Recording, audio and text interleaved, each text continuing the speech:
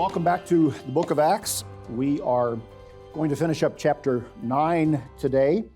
We left our intrepid hero, the Apostle Paul, in the city of Tarsus, where everything got too hot for him in Damascus and then in Jerusalem, and so they sent him off to Tarsus. We'll pick him up a little bit later in the story. But in chapter 9 and verse 32, the scene shifts to the Apostle Peter. And we have a few verses to cover as the Apostle Peter, if you see by the map that is on the screen, is found down here along the coast of toward the coast from Jerusalem. He's going toward the sea, and he's got to stop in Lydda, and then he's going to stop in Joppa, where he will stay for a period of time before he's going to go up to Caesarea for what is one of the very momentous moments in the story of the church, which we'll cover in chapter 10. So let's pick it up in verse 32. We have his passage through the parts of the country that he also came down to the saints who dwelt in Lydda. This is where, again, Luke just inserts here that there are saints, members, we would look at them in the city of Lydda, a small village. How did this group come to be? Again, Luke doesn't tell us every detail about the startup of all the churches, although we're going to find one in soon, the church at Antioch, how that begins. But Lydda's got a group of saints, and it seems like Peter is out on a visiting tour. Again, there's no explanation given as to why Peter decides to go down toward this part of the country, except to make it a visit of some of the churches. And I can, were there news of needs, people sick, or just checking in? I don't know. Part of the role of a shepherd, a pastor at his church, is to get out and visit people, and sometimes to anoint, sometimes to counsel, sometimes just to sit and have a cup of coffee. And one of my most favorite times in the ministry was to do what I used to employ a cowboy term. You go out and you ride fence. You go out and you just drive to where your people are living, and you visit with them, and you don't have to have a reason necessarily. There's not a crisis. You're just visiting with them, and you sit for a while. You have a cup of coffee, a cup of tea, whatever it might be, and maybe a meal, and just talk for a while on the front porch, in the back patio, wherever it might be. Those were some of the most enjoyable times that I had in the field ministry. And I like to think of this particular passage as Peter kind of going out and checking up on the churches. And so he stops in Lydda here, and it says in verse 33 that he found a certain man named Aeneas who had been bedridden 8 years and was paralyzed. Does the way it's put here, he found, tell us that he maybe did not know about this man, or did he hear about him, and maybe this was the reason for the visit? Let's just take it as it comes. But here is a disciple who is quite ill. And Peter said to him in verse 34, Aeneas, Jesus the Christ heals you. Arise and make your bed. And he rose immediately. And again, very similar to the lame man that was at the temple when Peter and John in chapter 3 had gone into the temple at that time, and Peter had raised him back to life, a lame man as well. And so here's perhaps a little different type of malady that Aeneas has, but Peter performs this act of healing. And so all who dwelt at Lydda and Sharon saw him and turned to the Lord. Again, one of the reasons for the miracles we read about in the book of Acts, and as well as in the Gospels, was to draw attention to the gospel, or to Christ himself and his power as the Son of God. But this has the benefit of turning many people to God and to the worship of the Lord, the risen Christ. And so Peter now moves on. Verse 36, it says, at Joppa, which puts him down on the coast. Again, you look at the map here. He's down now on the Mediterranean coast at Joppa. There's still a settlement there, a town in that locale. And there was a certain disciple named Tabitha, which is translated Dorcas. This woman was full of good works and charitable deeds, which she did. But it happened in those days that she became sick and died, perhaps a brief, short illness that resulted in her death. And when they had washed her, they laid her in an upper room. And since Lydda was near Joppa, the disciples heard Peter was there, and they sent 2 men to him, imploring him not to delay in coming to them. So they had heard he was there. Word had filtered through, as again, people going back and forth. So they sent to Lydda for Peter to come down. Now, it says about this woman here that she was full of good works and charitable deeds, which she did. One thing about Luke that we've, I think, already commented on is Luke tends to focus on women a great deal in his gospel and in the book of Acts. We learn about a lot of different women in the church and in the story of the church in those 2 books. And also, Luke will focus on the marginalized of society. That's why you will find the parable of the Good Samaritan in the Gospel of Luke.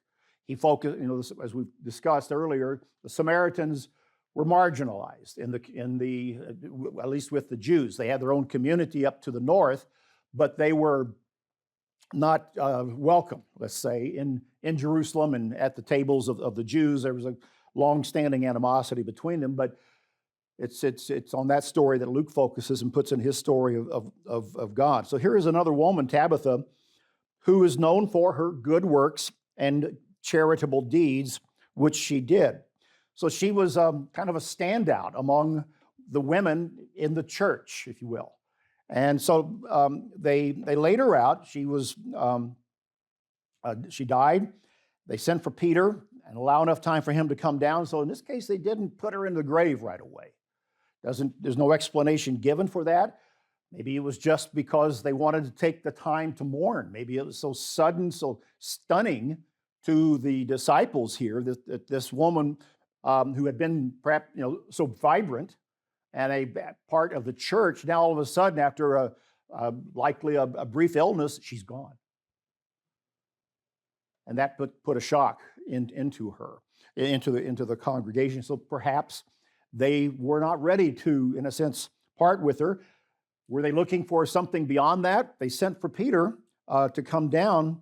He did go in verse 39. When he came, they brought him to the upper room, and all the widows stood by him weeping, showing the tunics and the garments which Dorcas had made while she was with them. So she was known for her handicrafts, for her ability to create clothing, a basic necessity of life, which obviously would have been distributed to people who needed that. She was that type of woman. I don't know how you would find your congregations, those of you listening online, students here in the room from which you come, but I would think that as you look around at the individuals in your congregation, you would have certain individuals like a Tabitha, a Dorcas, who stands out, who quietly goes about taking care of people's needs, and you don't hear about them. They're not in the announcements every week. But they know who needs something, maybe a meal when somebody's sick, maybe a coat for winter, maybe a little extra money here or there, and they take care of it or see that it gets taken care of. Those are the people that make the congregation work and also provide that glue that just causes things to stick together. It doesn't always, it's not always a woman that's doing that as well. Many, many men perform those unseen, sometimes unknown roles. I would marvel through my years again in the ministry that at times I would find out what was being done for so-and-so in the congregation, that I didn't have to tell them to do it, that people just began to do themselves. And I always thought, man, that's great. Those were the greatest situations because that's what you want, people to take initiative. And you want to see people taking care of one another and providing for each other's needs within everybody's abilities. Such was Tabitha and Dorcas here, and that's why they stood by weeping, and perhaps it's what they were hoping for as they called for Peter to come and see them. Well, in verse 40, Peter put them all out, knelt down, and prayed. This was his response. And turning to the body, he said, "Tabitha, arise." And she opened her eyes, and when she saw Peter, she sat up. Another miracle. A miracle here of an individual being brought back to life. He gave her his hand, lifted her up, and when he had called the saints and widows, he presented her alive. And so he either called them in or he brought her out to where they were, and it became known throughout all Joppa. Again, the miracle drew attention to God, not to Peter. They believed on the Lord, it tells us at the end of verse 42. Any good deed, indeed any healing that would take place amongst people when there would be sickness in our midst, always give credit to God, not the minister, not the individual. Give credit to God. This was meant to do that. And so it says here in verse 43, so it was that he stayed many days in Joppa with Simon, a tanner. And so he's down on the seacoast, and he decides to stay here and remain here for a while. He finds lodging with a man named Simon, a tanner. So really the story now just blends into chapter 10. It really doesn't, there's not an ending, only a kind of a contrived chapter demarcation here at this point.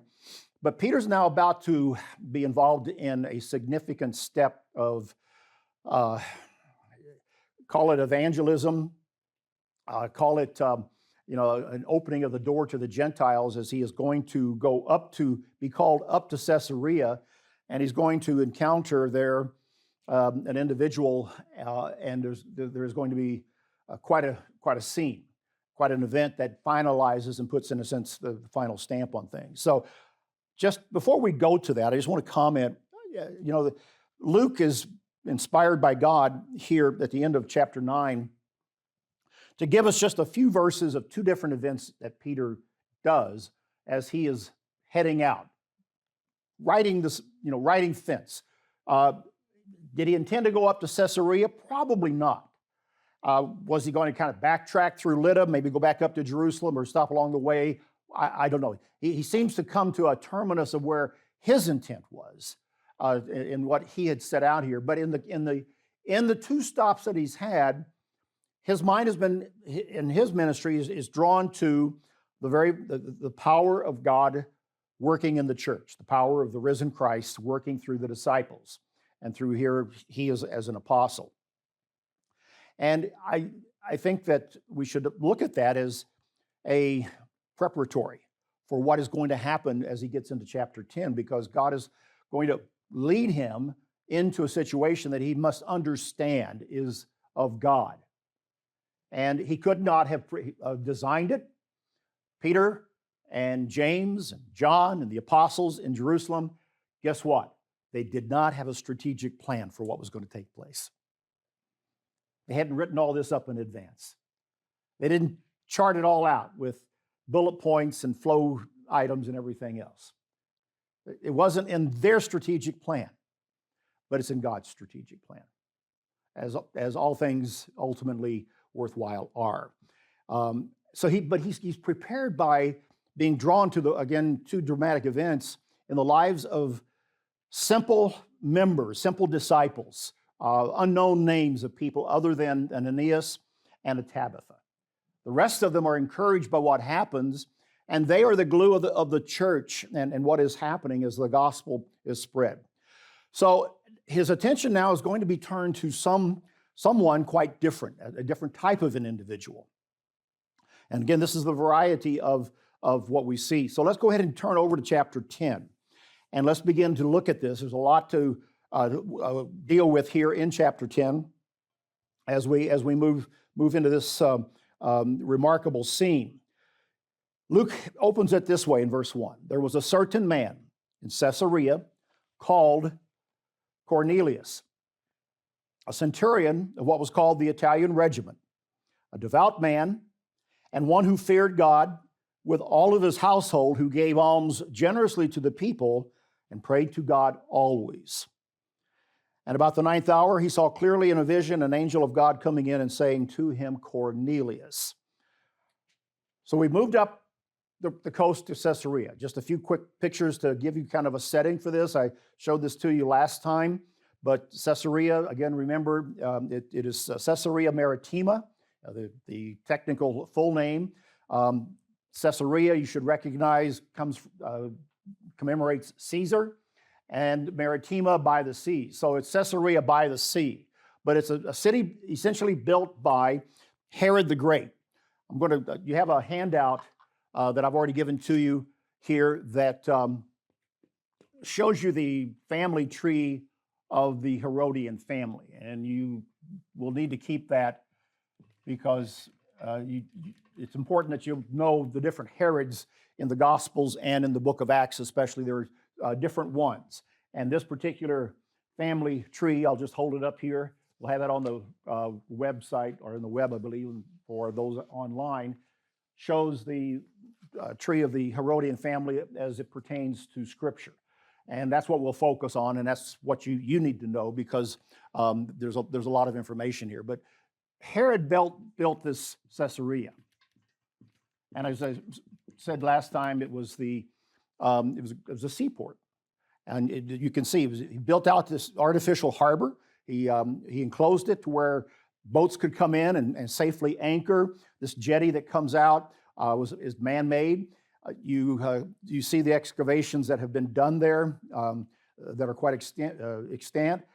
Interestingly, this is a Crusader castle that is there in Caesarea.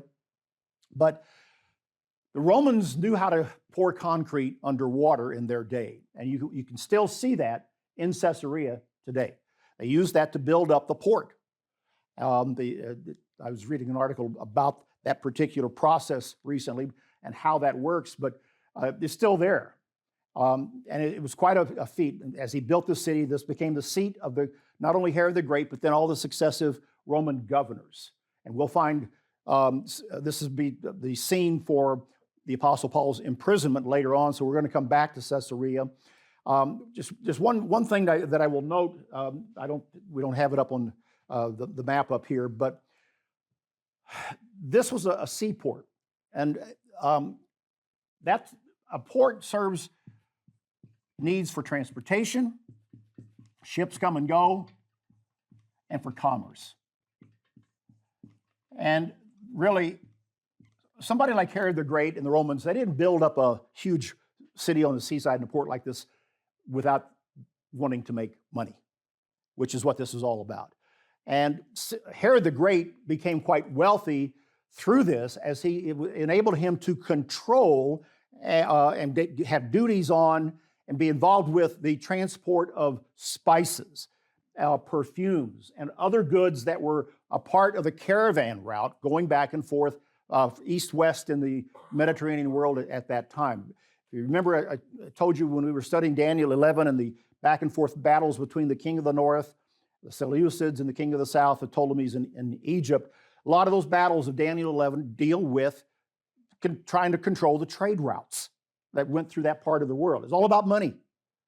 Then and now, the adage, follow the money, helps to understand a lot. And when it comes to, in a sense, geography and why the city is here, follow the money. It enabled Herod the Great to build up a large amount of money, for which he built a lot himself. He had multiple palaces all over the countryside. And don't forget, he refurbished and built out the temple in Jerusalem, that second temple that we referred to. He expanded the Temple Mount, refurbished the temple, made it even grander. That took a lot of money, the gold, the silver, and everything that was there, the labor to do all of that, and his palaces.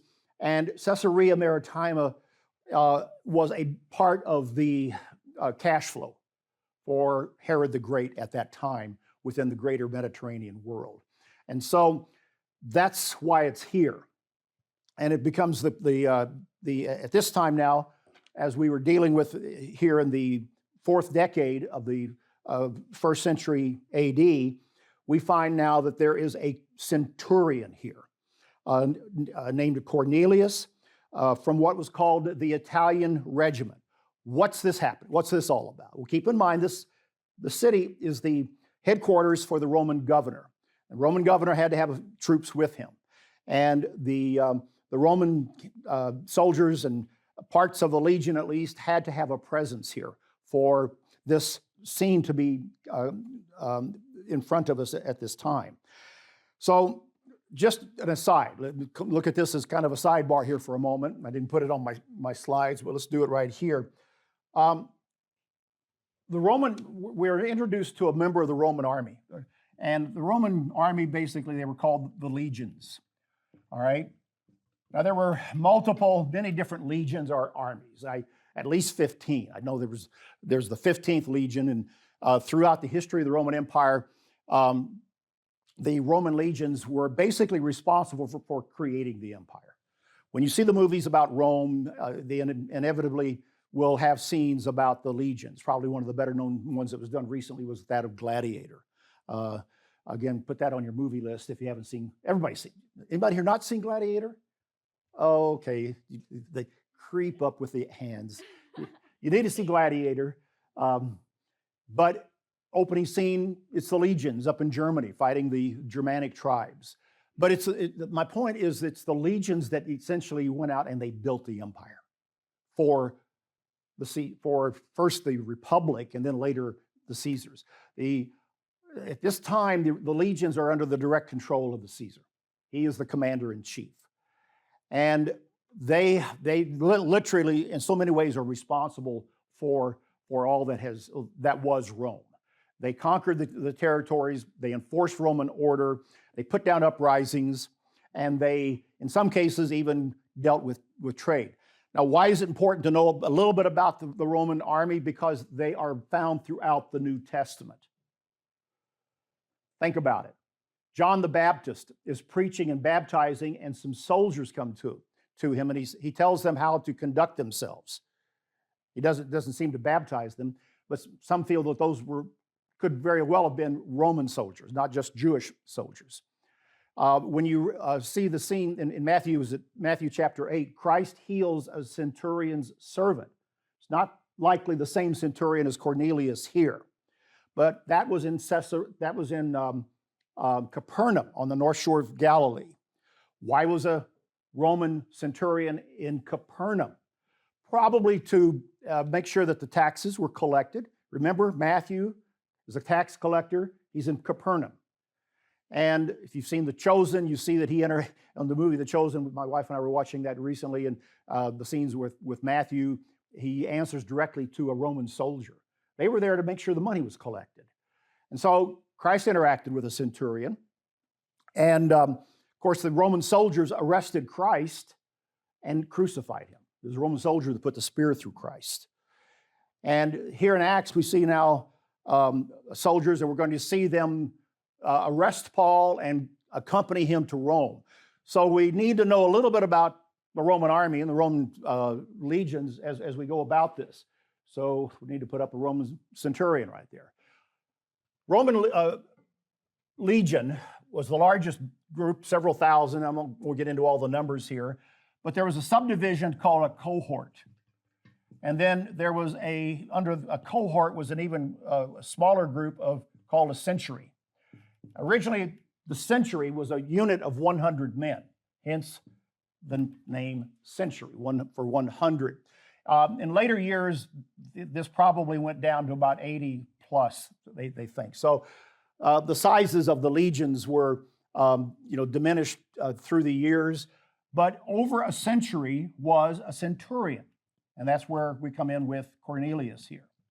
All right, so a centurion was responsible for 80 to 100 men under his charge. All right, and there were several centuries within a cohort, and then over there was a kind of a prime overall centurion over all the other centuries. So it was a very well organized army. And here is Cornelius, who is a centurion. Now, we're told that he's from the Italian regiment, but the commentators feel that was a regiment probably originating in or near Rome, southern Italy, and a contingent of them find themselves here doing duty in Caesarea at this time. Cornelius is over them. Just a little bit more about something about a centurion And a lot of it will apply to that of a Roman soldier, the rank and file, but typically a Roman soldier and a centurion would be engaged for up to 20 to 25 years of service in Rome. Now, keep in mind that this would have been a pretty good job for a lot of Roman men to do. And if they lived and if they survived all these years and all these campaigns and wars and battles, after 20, 25 years of service, they were discharged. If they were still alive, they would be given sometimes money, but more lucratively, they would be given a plot of land. And a lot of retired Roman soldiers were given land in what is today Spain. And they find out they wind up there. That's why in the movie Gladiator, the Russell Crowe character, his land is in Spain. And so, but over a period of time, you know, as Rome expanded, one of the parts of their expansion was also to provide more land for people and also for money for the Senate and also land for these retiring soldiers that they had to kind of pay off at that time. When we come to Antioch in Pisidia, later in the story here in Acts, which is a city in Asia Minor, that city was largely made up of retired Roman legionaries, furloughed there by Caesar Augustus, the big guy, who founded the empire. And he settled a lot of them in Antioch of Pisidia, other places as well. So this is what would happen. Now, let's go to verse 2 here, and let's look at the character of this man, which is unusual. Keep in mind, he's a Gentile. He's a Roman. The Romans were hated among the Jews. And the church is having they're seeing now that the gospel and converts are going to be involving people that were not like them. Okay? Think about your group. What's your group? We like people who are like us, right? Look like us, think like us. Groups get like that. Whatever the group might be, you fill in the blank. Every group of people, ethnically, religiously, racially, people come together because everybody has common interests, common background, common race, common religion. And we like people who are like us, right? It's just human nature.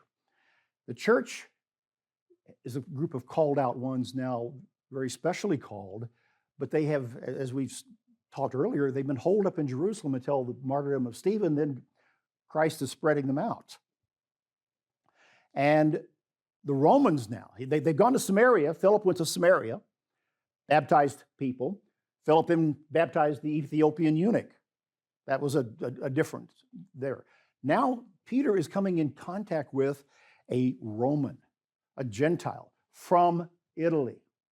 Doesn't get any more Gentile than that in the story. And we find that he is a devout man who feared God with all of his household. That term, feared God, is a term that we call in Scripture a God-fearer. I'm not going to give you the Greek term here today. We'll come back to it maybe in chapter 13. But I want you to understand this term as it is applied here. That it is a Greek word here. And it means one who fears God, and it's applied to Gentiles by the Jews who attach themselves to the synagogue and to all things Jewish or Judaic and seek to worship the God of Abraham. And this became a class of people. You will find, I did put this in here. This is a picture of a Roman officer. Pause and comment on this for a moment. And this is a centurion. This is a reenactment from the city of Jerash, which is in modern Jordan. I didn't take this picture, but I've been to Jerash and I saw this reenactment on the tour that we took. And they had a group of Roman soldiers, probably 40 or 50 in this reenactment. And they were all dressed up in their Roman garb, and they came out in this stadium, and they did certain maneuvers. They marched, they turned, they did their turtle shell, which is interesting. The Roman soldiers had a huge shield that covered most of their body, kind of curved. And as part of their defense, they obviously used it individually, but when a group of them would all band together and they would either cover themselves with their shields or wrap it around them, they were kind of invincible. They called, they would kind of get like a turtle shell with these shields over them, and then they would move against a body of the enemy or against a wall of a city, and they would be able to repel the spears and the arrows and whatever might be thrown down and make an advance upon the enemy like that. So they were very disciplined. They showed us how that was done, and I remember seeing some of the soldiers dressed up in this bright orange garb. So that's that of the dress of a centurion, how he would have looked in the first century. This is a mosaic in a synagogue in the ancient city of Sardis. You know where Sardis is? It's one of the 7 churches. Hopefully we'll see this. We'll be able to walk out into that synagogue this time. I was there 2 years ago, and they were working on it. We couldn't walk on the mosaics. But there's a mosaic, and this mosaic basically says God-fear. The word there, theosebes, is in the middle. Theo for God, sebes fear, God-fear. And it's right in here. That's the T, TH, right? Theosebes right there. And this is in a Jewish synagogue. God-fearers, Gentiles, came into the synagogue. And this was a classification of people. I'm going to show you another reference. This is the same engraved Theosebes, or God-fearer. This is from a stadium in the city of Miletus. I actually saw that last year when I was in Turkey. But that's from Miletus. Now, we'll know Miletus when we get to chapter 20. Paul goes to Miletus, and he calls the elders from Ephesus down for a meeting with them. They have a ministerial meeting. We'll read about that. But this is a seat in a huge Roman amphitheater, and it's in a section reserved for the God-fearers. They were a classification of people. And if they were worshiping the God of Abraham, they were, do we call it segregated, to a section of the theater, but they had their name on the seats right there. And this is one that survives.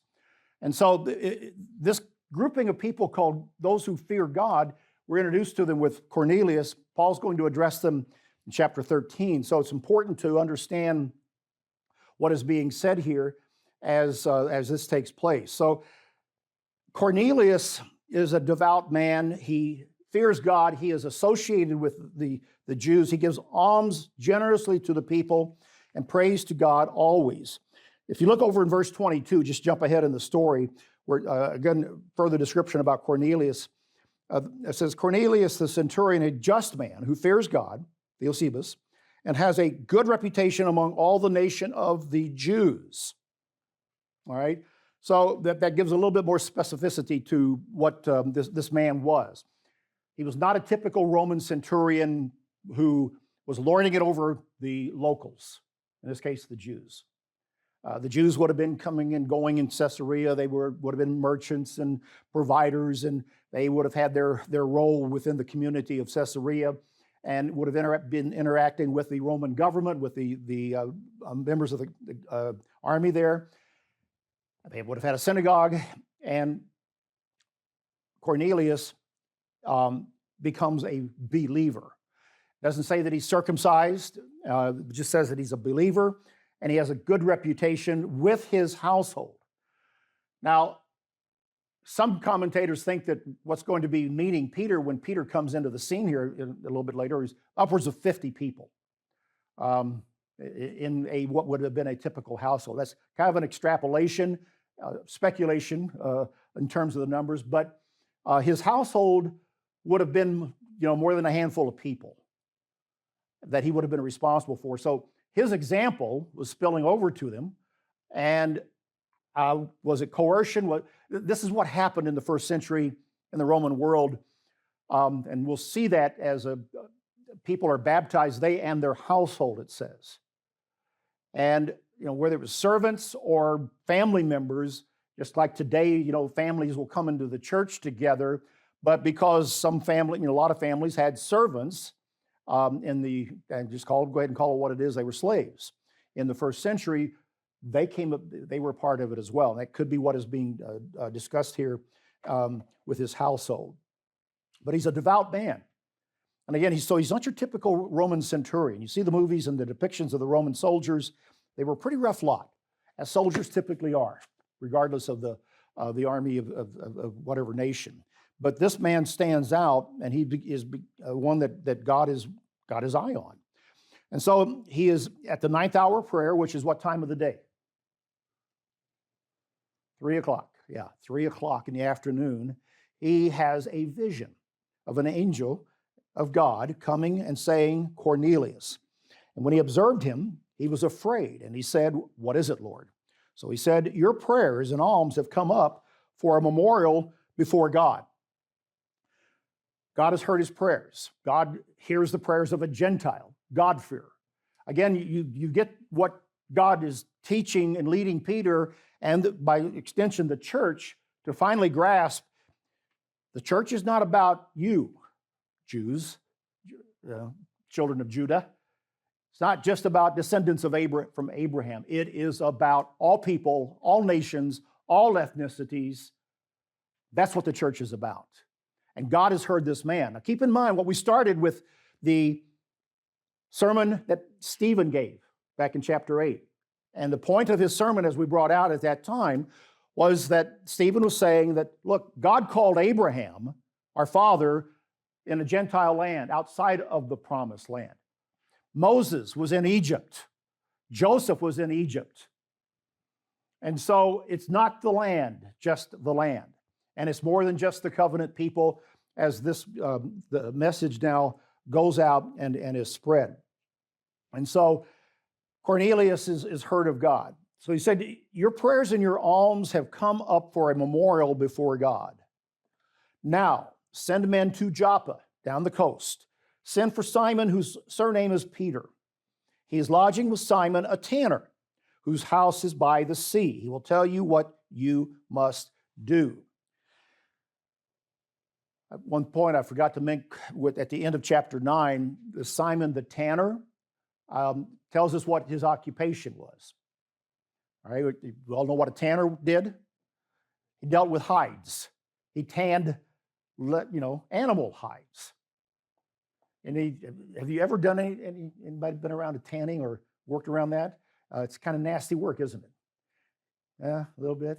Most people don't do it. We just go out and buy a leather jacket. We don't make our own or chew our leather or anything like that today. You didn't chew leather, did you? No, good. But working with animal hides it's a very stinky business. There's a lot of chemicals involved. And Simon the tanner lives by the sea.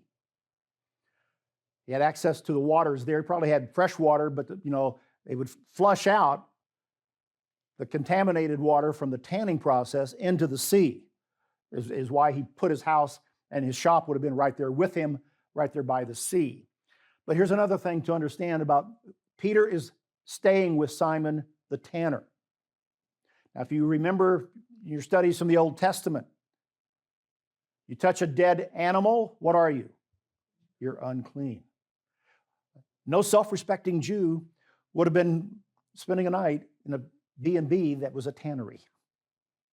All right? They wouldn't have looked that up on Verbo. That wouldn't have worked for them. They would have bypassed that one. But Peter, at this point, actually he's already beginning to take a step out. He's staying with a tanner. And he's not worried about being unclean by being near these dead animal hides. So is that telling us something about Peter's mindset at this time? Possibly. But that's where Simon the tanner is. Just an aside, I'll tell you a little story. A few years ago, Scott Ashley and Steve Myers and I did a tour of Italy, a study tour. And this was the footsteps of Paul in southern Italy. And when we were in Rome, they took us to a place that you wouldn't normally go on the normal tourist beat in Rome. They took us into an underground excavation site in the old Jewish quarter of ancient Rome. And I remember we went down a lot of steps and they had lights on down there, but there was an excavation down in there. The tour guide, the teacher that we were with, was showing this to us, and his speculation was that we were in the neighborhood, within what he called a couple of 100 yards perhaps, of where the Apostle Paul could possibly have been imprisoned when we see him at the end of the book of Acts and he comes to Rome and he's in prison. Why? Because in their excavations, the archaeologists found traces of chemicals from the process of tanning hides. What was Paul's occupation? Do you know that? Anybody know? He was a tent maker. That meant that wasn't just working with Boy Scout canvas. That was working with animal hides to make tents, sails, and other things. That was his occupation. He was a card-carrying union member of the tent-making guild. It kind of makes sense that when Paul comes to Rome, because a Roman prisoner had to pay their own expenses. It wasn't a gift from Rome to be a prisoner of them, that he went to a neighborhood where he was familiar with, a Jewish neighborhood, and perhaps near where tanning went on, and maybe he even could have done that or would have done some of that in the time because he was in prison for a period of time. So this is the speculative trail that they think, and they were showing us this. Now, was he there? I don't know, but it was an interesting little morning that we spent in this area there.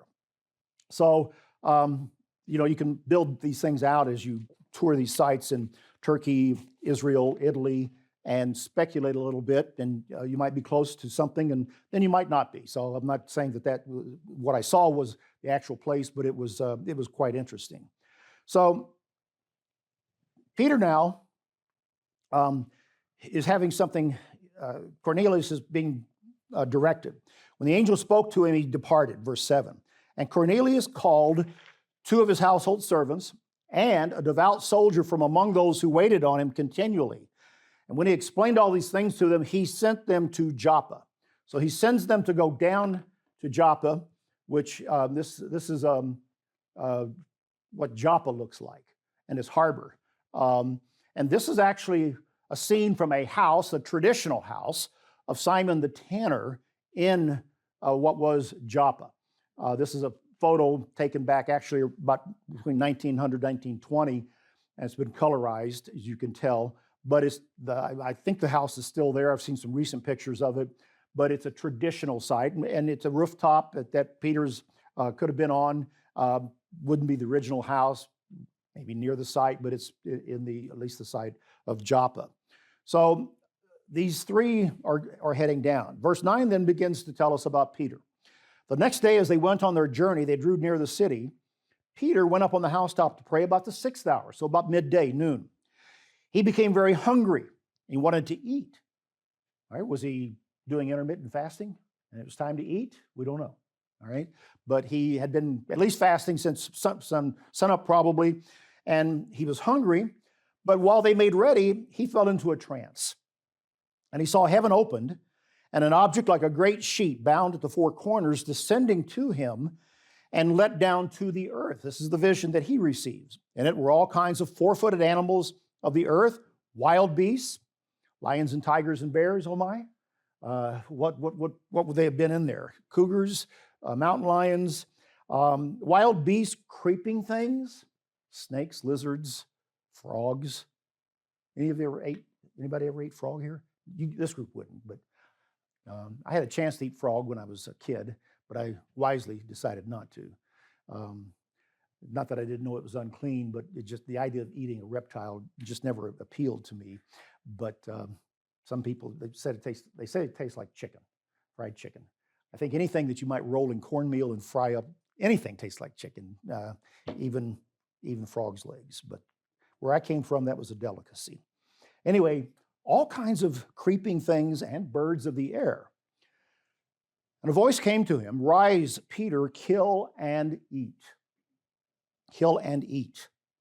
So here's a vision, middle of the day, about noon. He's probably in kind of a trance-like state, absorbed in thought, probably thinking about a lot of things. He's gone up probably to pray and to think.